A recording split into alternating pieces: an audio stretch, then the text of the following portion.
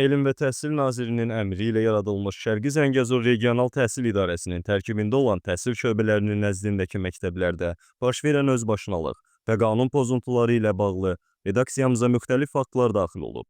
Xüsusilə Laçın və Kəlbəcər rayonlarını əhatə edən bu faktlar bir daha sübut edir ki, Şərqi Zəngəzur Regional Təhsil İdarəsi bu məktəblərdə baş verən qanunsuzluqlardan xəbərsiz deyil. Qeyd edək ki, Elm və Təhsil Nazirinin əmri ilə Fuad Bədəlov Şərqi Zəngəzur Regional Təhsil İdarəsinin müdiri vəzifəsinə təyin olunub. Bu təyinatdan sonra bir çox məktəb, bağça və ümumilikdə idarənin tabeliyində olan digər müəssisələrdə özbaşına idarəetmə halları müşahidə olunmağa başlayıb. Fuad Bədəlovun fəaliyyəti nəticəsində hazırda bəzi məktəblərdə müəllimlərin dərs saatlarında iştirak etməməsi və onların maaş kartlarının məktəb direktorları və təhsil şöbəsi müdirləri tərəfindən toplanaraq qanunsuz şəkildə istifadəyə yönləndirilməsi barədə məlumatlar mövcuddur. Bu yolla həmin vəsaitlər müəllimlərin özlərinə tam çatmır. Bakı News-a daxil olan faktlar arasında Laçın Təhsil Şöbəsinin müdiri Nicat Həsənovun fəaliyyəti xüsusilə diqqət çəkir.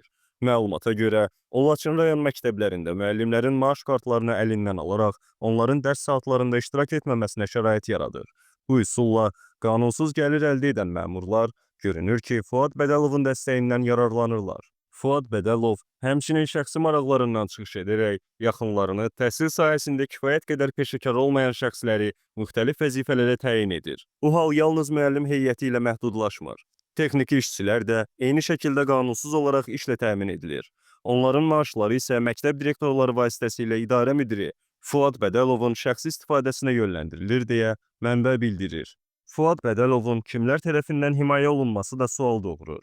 Özünü Təhsil Nazirliyində şöbə müdiri olan Eşqi Bağırovun yaxın adamı kimi təqdim edən Fuad Bədəlov qısa müddət ərzində geniş miqyaslı korrupsiya şəbəkəsi quraraq Laçın, Kəlbəcər və digər rayonlarda rüşvət sisteminin inkişafına şərait yaradıb. Ölkə rəhbərinin korrupsiyaya qarşı apardığı mübarizəsinə kölgə salınması isə yuxarı dairələrdən hansısa yollarla gizlədilir. Bu səbəbdən yaranan narazılıqlar və dayanmadan daxil olan şikayətlər Fuad Bədəlovun fəaliyyətinin cəmiyyət tərəfindən necə qəbul olunduğunu açıq şəkildə göstərir. Onun fəaliyyəti ilə bağlı araşdırmalarımız hazırda davam edir.